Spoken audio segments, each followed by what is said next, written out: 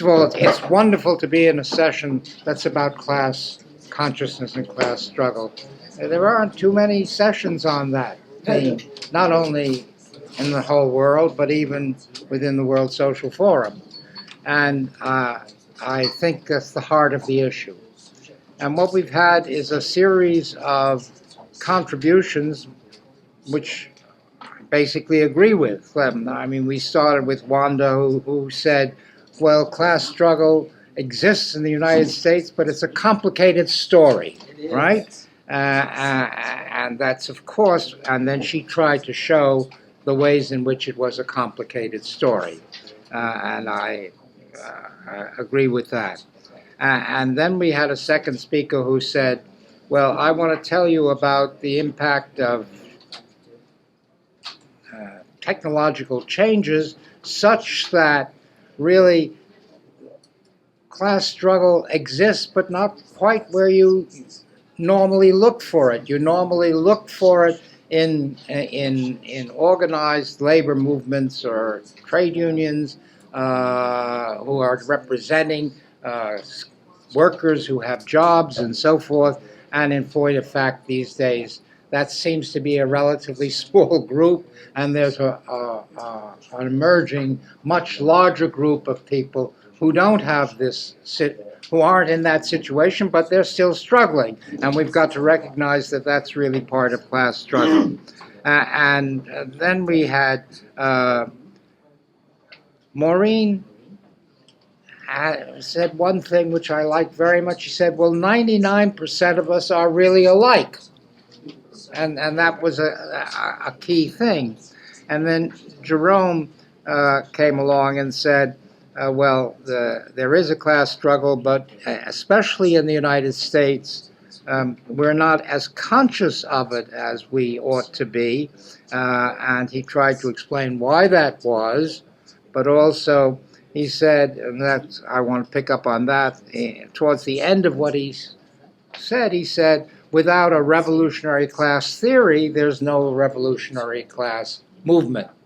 So I'm going to try to talk about the modern world system as a historical phenomenon in which we are all living and which we have been living in for quite some time, and for various reasons I think are not going to be living in too much longer.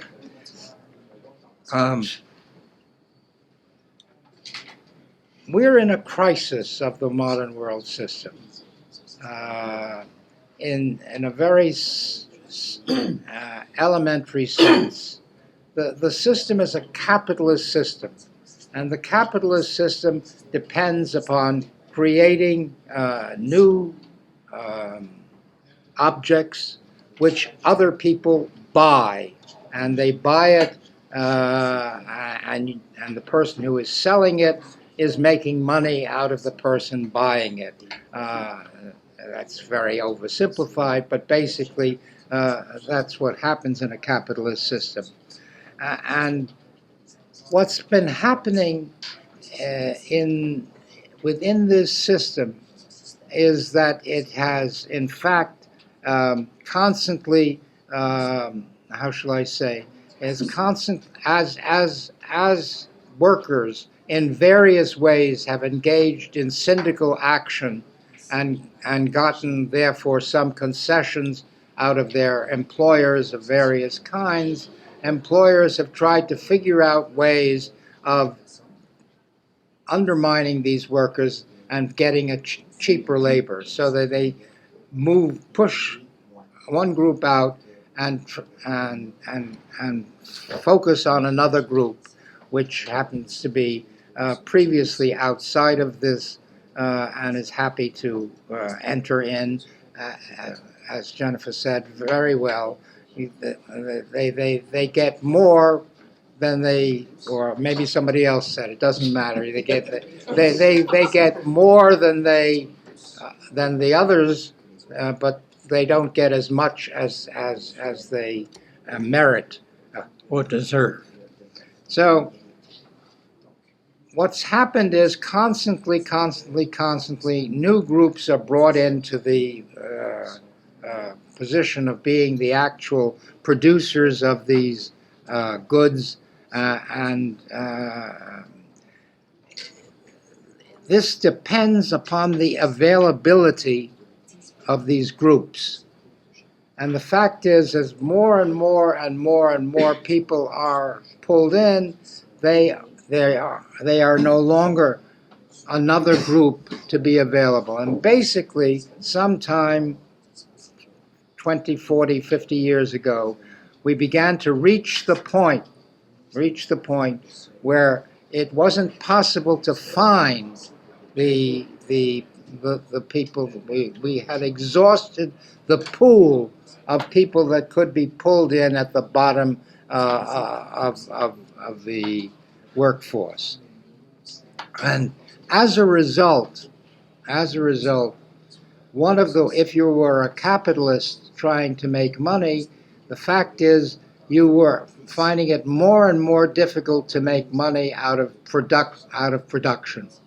And you turned inevitably to making money out of finance. But what does making money out of finance mean?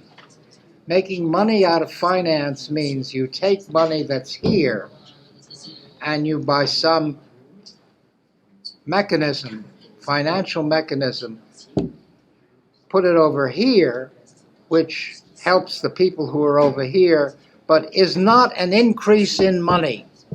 It's not an increase in it's just a transition from one group to another of this receipt. And we are more and more running, and this becomes the crucial problem, which all these talks have really turned on and noticed. One of the crucial problems is that we're running out of people to buy the goods. Now that's not good for capitalists. Not very much. And it's important to see that the crisis of the modern world system is not merely that the 99% are organized better or are more revolutionary than they were before, or so forth and so on. That's all true, but it's not the crucial thing. The crucial thing is it's no longer serving the interests of capitalists, no longer serving their interests, because there's nobody, they are getting tighter and tighter on the possibility of people purchasing anything. It's to use technical language, it's the end of effective demand. Okay? So what happens when you're in this kind of crisis of the system? What happens in this crisis of the system is there's what's called a bifurcation, in which the system, the one thing you know is that the system cannot survive. What you do not know is what will replace it. And there are two possibilities. That's what you mean by a bifurcation. One possibility is that you replace it with another system that is not capitalist, but has all the major negative virtues of capitalism. That is, it's exploitative, it's hierarchical, and it's polarizing, right? Capitalism is not the only system that can do that. And that can be as bad or even worse than what we have now. That's one angle of the one fork of the bifurcation. The other fork is the fork that says, no, what we need is a system that is relatively egalitarian and relatively democratic. I say relatively because there is no such thing as perfect egalitarianism. There is no such thing as perfect democracy, but you sure can do a hell of a lot better than we have ever done in the history of the world, ever. So this is the bifurcation. I give them names, but you don't have, the names are not important. I call one the spirit of Davos and the other the spirit of Porto Alegre, okay? And I think we're in the middle of that struggle between the two groups. Now, it turns out that this isn't a simple bifurcation in which you can say, well, I'm on one side or I'm on the other, because each of the sides is split. That is to say, let's start with the system, the group that's the spirit of Davos. There's one group within them that says, look, these people are threatening us, and the way to handle them is to hit them over the head hard, hit them over the head fast, hit them over the head unrelentingly. Don't worry about it, just crush them, okay? And there's a second group which says, that won't work. That won't work, because if you start crushing everybody in that way, they'll really start fighting back, and they'll undermine you. They'll overwhelm you with their numbers. So you got to be sophisticated about this. You change everything so that nothing changes. Okay, you have to be sophisticated. You have to offer nice sounding things that sound like they're changes but aren't really changes, that still permit the system. Now, those people are fighting with each other about what the strategy should be, okay? Now, if you come now to the people who are on the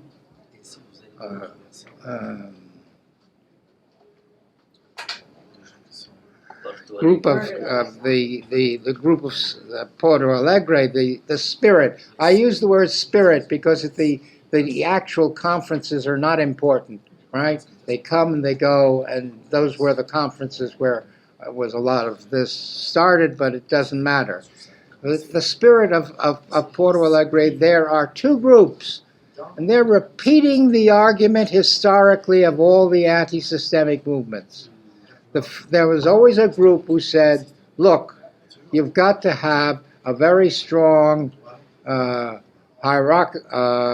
vertical structure of one group that is militant, right, and is an international, right, and which says this is the path, it's the only possible path, and those people, we can never overcome them unless we organize in this way. And that's what we did for 150 years, and the outcome of all of that has been that we haven't gotten anywhere. We were very disillusioned by it in the failure of the internationals, because the internationals, what they did was exclude rather than include. They said, you have to be exactly on our line, no other, you can't organize about gender, you can't organize about race or ethnicity or religion or anything else, because that's dividing the working class, and what the working class has to be is only one thing, which are workers, right, who are in jobs, and with one movement who's has to control all these other groups. And what happened in that was that we didn't, in fact, we had the explosions of 1968. Nobody mentioned 1968 here, but I think you have to notice that that was a very important moment of explosion of people against that hierarchical concept of the movement. And they said, no, we have to have a horizontalist movement, which is very inclusive, which allows people to organize under whatever is most comfortable for them, right? And talk to each other and try to build together a unification of the 99%, right? And that debate, we're hearing it right here in Montreal at this meeting. 2 minutes. Okay, so fine. So I was going to get on to Bernie and what he represented, because I think it's important to see that we have had a class struggle in the United States, but not only in the United States, around the world, just now, right? and that Bernie represented an expression of a class movement, which now is in a dilemma. And that's the last point I'll try to make. The dilemma is, what do you do if you don't win the election? Go home. What? Go home. Well, you know, okay. We have two. You have to put this in time sequence. In the very, very short run, somebody was saying people have to live. They have to look to live, right? That's right. They have to look to live, and they're not going to pay any attention to any movement that doesn't pay attention to the fact that they need immediately, now, today, not 10 years from now, not 1 year from now, but today, they need to eat, right? Okay. So I say you can do all sorts of things that will minimize the pain. So if you fight for a $15 thing, that's going to minimize the pain. If you fight for recognizing the precariat in their struggle, that's going to minimize the pain, right? But it's not going to transform the system. Now that's the important thing. You want to minimize the pain in the very short run, but in the middle run, right? And to minimize the pain, incidentally, you have to make deals all over the place. That's absolutely obvious, which is what Bernie was talking about. I think that's also very clear. But in the middle run, there's no compromise. There's no compromise. And since we don't know and intrinsically cannot know the outcome of this bifurcation, but there will be an outcome, it will tilt in one direction or another at some point, then we have to, and here I use the metaphor of the butterfly, right? The metaphor of the butterfly is that there's a butterfly at one end of the world, flaps its wings, and changes the climate at the other end of the world, right? That's the metaphor. That can be demonstrated. It has to do with changing the basic elements, which seem to be very close. A slight divergence becomes an enormous divergence. So the butterfly, one end of the world, flapping its wings, changes the climate at the other end of the world. Well, we are all little butterflies. We act and constantly, every moment, in every way, on every issue, we push in one direction or another. And no way of counting all that. But at some point, it'll tilt one way or the other, and then we'll be in a new system, which will either be a hell of a lot worse, or at least not as bad, and one that will be significantly better. So go ye forth and be butterflies.